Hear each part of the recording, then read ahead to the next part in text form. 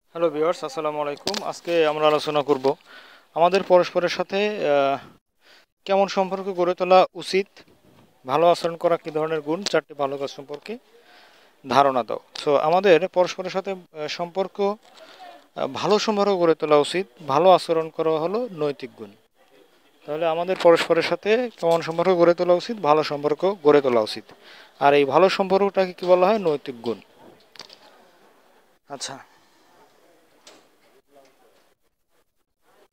চারটি ভালো কাজ সম্পর্কে আমাদের বলতে হবে। তার মধ্যে এক নম্বরের কি আমাদের? এক নম্বর হলো সকালে ঘুম থেকে ওঠা। সো সকালবেলা আমরা কি করব? Early to bed early to rise. আমরা রাত্রিবেলা খুব সকাল সকাল ঘুমাবো, আর সকালবেলা আমরা খুব সকাল সকাল উঠে পড়বো। সকাল সকাল উঠে স্কুলে যাব সকাল সকাল, মানে বিদ্যালয়ে আমরা তাড়াতাড়ি এসে উপস্থিত হব।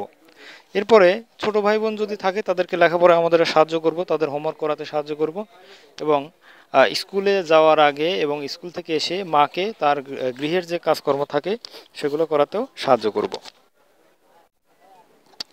তো এই ছিল আমাদের আজকের ভিডিও। আশা করি ভিডিওটা ভালো লেগেছে। আর সবাইকে রিকোয়েস্ট করবো, যারা আমার চ্যানেলটা এখন সাবস্ক্রাইব করো নাই, প্লিজ সাবস্ক্রাইব মাই চ্যানেল। আল্লাহ হাফেজ, আসসালাম।